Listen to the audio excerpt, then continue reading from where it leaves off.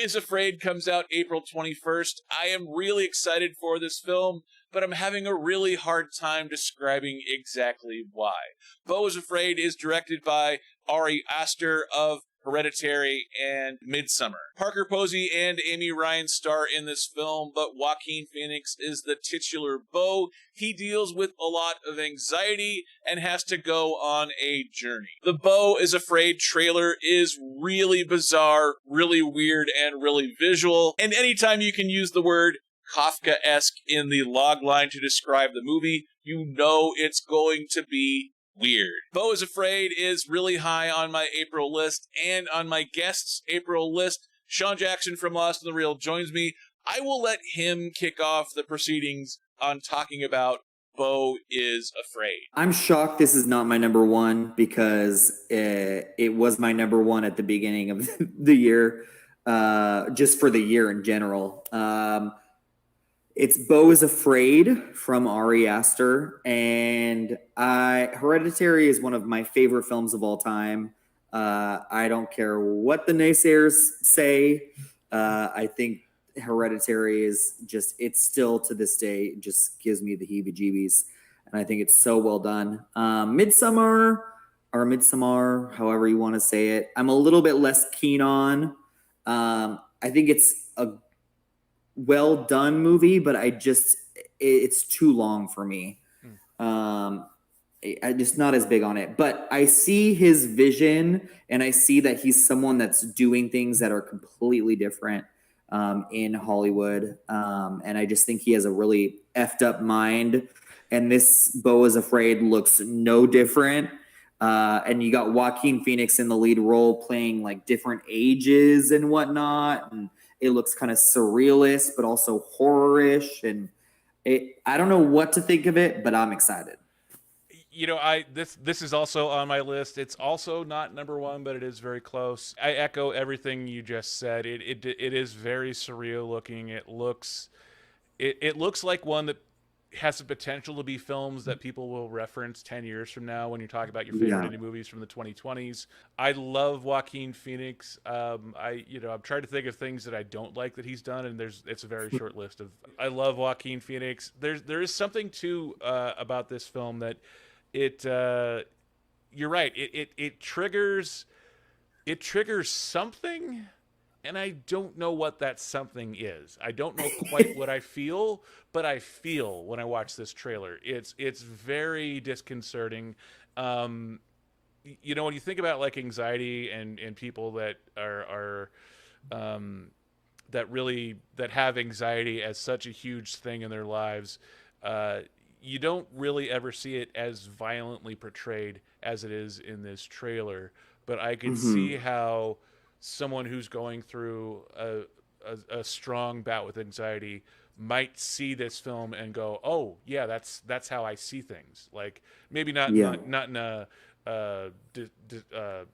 perceiving reality differently, but just like how you see things, where other people are just walking down the street. The path from your front door of your apartment to the front door of the building can be beset by all kinds of potential threats and dangers in someone's mind's eye. So the visuals are really striking. I have not seen Hereditary. I did see Midsommar.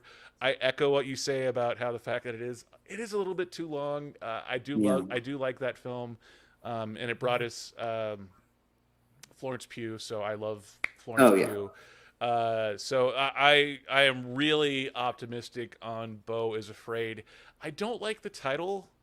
And neither do I. The poster, and it had a different title. It was The Disappointments Boulevard before, and I almost like that better than Beau Is Afraid. You know what this reminds me of? It reminds me of like if you've ever watched the special features on 40-Year-Old Virgin when they're doing the chest waxing scene. And if you watch the special features, Judd Apatow had like this big manila a sandwich board of like just like 30 or 40 handwritten jokes for Steve Carell to yell as they're pulling off the Beau Is Afraid and the title you mentioned. They sound like alternate titles that someone came up with that like they all like bought a 6-pack of beer and like went through one by one trying to find Beau Is Afraid. Yeah, like Beau Is Afraid. And like And by the time they were done, they had like no hair on their chest anymore. The 6-pack of Bud Light is now gone, and they still haven't come up with a good title for the film. That's that's what I picture when with this title, Beau Is Afraid. Like the title doesn't do anything for me. But that trailer kind of is haunting in some ways. So yeah, it is high on my list as well. Ari Aster, he super talented guy, and this is also on my list. My number 2 movie is also Beau Is Afraid, and nice. This film is just, you hit it on the nose when you said it makes you feel something. And I think we, especially guys like us, where we're trying to do this movie review thing. We watch a lot of trailers, and I love watching trailers. That's not like a chore or anything, but when you watch a lot of trailers, they tend to blend together after a while if there's not something superlative about it, and this film is nothing but superlative. But all of that superlativeness looks like it's there for a reason. Like any kind of a film that knows what it is. I like rewarding risk taking, but I don't like risk taking for the sake of taking risks. Like Everything All at Once, everything about that film is a giant risk, but they did it for a reason, and it just so happens that every single one of those risks paid off. And they were rewarded wildly and handsomely, and bravo. This is a film that also looks like it takes a lot of risks. We've seen films like this before. I think there's a couple Jim Carrey movies that kind of fall. Eternal Sunshine. Yeah, where it kind of reminds me of Eternal Sunshine. It kind of also reminds me of the Robin Williams movie where everyone's dead and he's kind of chasing someone through his ex-wife or his wife or through the afterlife, stuff like that. Where Dreams May Come? Yes, it kind of reminds me a little bit, not exactly, but it kind of there's similar elements to this visually in the trailer, in my mind's eye at least. I could be wrong, but it reminds me a little bit. Mostly Eternal Sunshine. That's kind of my reference point for this, but there's also something about it where the subject of anxiety, it's sort of an interesting one, just based off the trailer alone and the fact that it's Joaquin Phoenix. That it's going to be weird. We don't know quite what it is yet, but it's a whole lot of something. Yep. And I'm ready for it. Yeah.